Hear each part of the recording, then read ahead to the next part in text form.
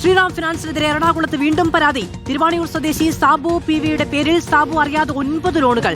CIBIL പരിശോധിക്കുമ്പോൾ 22 ലക്ഷം രൂപയുടെ ബാധ്യത എന്ന രേഖകൾ.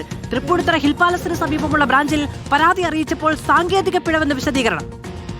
സിവിലിനകത്ത് ചെക്ക് ചെയ്തിട്ടാണ് എൻ്റെ നിലയിൽ എൻ്റെ 4 ലോണിന് പുറമെ ഒരു 9 ലോണും കൂടെ അധികം കാണുന്നതിനകത്ത്.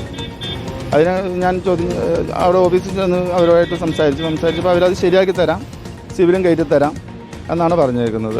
ഒരാഴ്ചക്കുള്ളിൽ റെഡിയാക്കി തരാമെന്നാണ് എന്നോട് പറഞ്ഞത്. ആരാ ഇത് എടുത്തതെന്നോ അവരത് ലോൺ എടുത്തായിട്ട് അവർ പറയുന്നില്ല.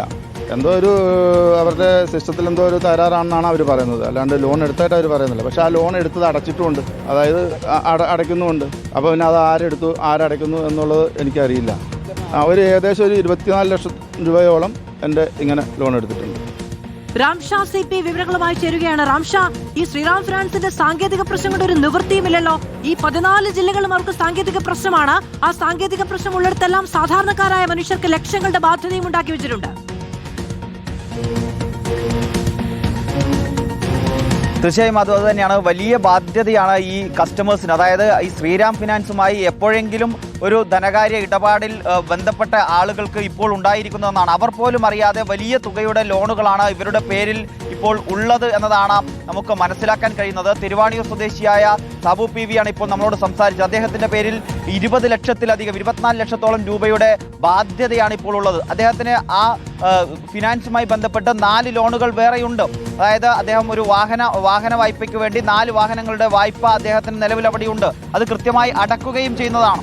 അതിന് പുറമെയാണ് ഇപ്പോൾ 9 വായ്പകൾ കൂടി അദ്ദേഹത്തിന്റെ പേരിലുണ്ട് എന്നത് സിബിൽ പരിശോധിക്കുമ്പോൾ മനസ്സിലാക്കാൻ കഴിയുന്നത്. അതായത് 24 ലക്ഷം രൂപയുടെ അധിക ബാധ്യത അദ്ദേഹത്തിന്റെ പേരിലുണ്ടാകുന്നു എന്ന് മാത്രമല്ല, ഇദ്ദേഹത്തിന് ജാമ്യം നിന്ന ആളുടെ പേരിലും ഇതേപോലെ തന്നെ ബാധ്യതകളുണ്ട്, ലോണുകളുണ്ട് എന്നതാണ് ഇപ്പോൾ സിബിൽ പരിശോധിക്കുമ്പോൾ മനസ്സിലാകുന്നത് എന്നതാണ് ഏറ്റവും പ്രധാനപ്പെട്ട ഒരു കാര്യം. പക്ഷേ ഈ ശ്രീറാം ഫിനാൻസിന്റെ അധികാരികളുമായി ബന്ധപ്പെടുമ്പോൾ അവർ പറയുന്നത് ഇത് സാങ്കേതിക പ്രശ്നമാണ് എന്ന് തന്നെയാണ്. നമ്മൾ തന്നെ നേരിട്ട് ഈ പറയുന്ന ബ്രാഞ്ചിൽ പോയി അന്വേഷിക്കുകയും ചെയ്തതാണ്. തൃപ്പൂണിത്തുറ ഹിൽ പാലസിന് സമീപമുള്ള ശ്രീറാം ഫിനാൻസിന്റെ ബ്രാഞ്ചിൽ നേരിട്ട് പോയി നമ്മൾ അന്വേഷിക്കുമ്പോഴും അവിടെ ജീവനക്കാരും പറയുന്നത് ഇതെല്ലാം ചെയ്യുന്നത് മുംബൈയിലെ ഹെഡ് ഓഫീസിൽ നിന്നാണ്, അവിടെയുള്ള ചില സാങ്കേതിക തകരാറാണ് ഇതിന് കാരണം എന്ന് തന്നെയാണ്. പക്ഷേ അതിലൊരു പ്രധാനപ്പെട്ട ഒരു പ്രശ്നമുള്ളത്, ഈ സാങ്കേതിക തകരാറാണ് എങ്കിൽ ഇത് 2022 തന്നെ ഇദ്ദേഹം ഈ ബന്ധപ്പെട്ട ആളുകളുടെ ശ്രദ്ധയിൽപ്പെടുത്തിയതാണ്. ഈ സാബു എന്ന് പറയുന്ന ആൾ ഈ ഫിനാൻസിന്റെ ബന്ധപ്പെട്ട ആളുകളുടെ ശ്രദ്ധയിലെല്ലാം ഇക്കാര്യങ്ങൾ പെടുത്തിയതാണ്. പക്ഷേ അപ്പോഴൊന്നും ഇവർ അത് ശ്രദ്ധിച്ചില്ല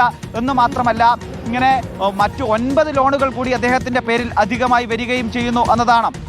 ഈ കാര്യത്തിൽ ഇവർ പറയുന്ന വിശദീകരണം ഈ ക്ലറിക്കൽ മിസ്റ്റേക്ക് അല്ലെങ്കിൽ ഈ സാങ്കേതിക പിഴവാണ് എന്ന് പറയുന്നത് അത്ര കണ്ട് വിശ്വസനീയമാണോ എന്നതാണ് പ്രശ്നം. കാരണം ഇത് ഇങ്ങനെ സാങ്കേതിക പിഴവിന്റെ ഭാഗമായി വന്ന ലോണുകളാണ് എങ്കിൽ ഇതാരാണ് തിരിച്ചടക്കുന്നത്? ഇപ്പോൾ ഈ ലോണിൽ തിരിച്ചടവ് വന്നിട്ടുണ്ട്. 2 അടവുകളിലായി വലിയൊരു എമൗണ്ട് ഈ ലോണുകളിലേക്ക് തിരിച്ചടവായി വന്നിട്ടുണ്ട്. ഇതാരാണ് അടച്ചത്?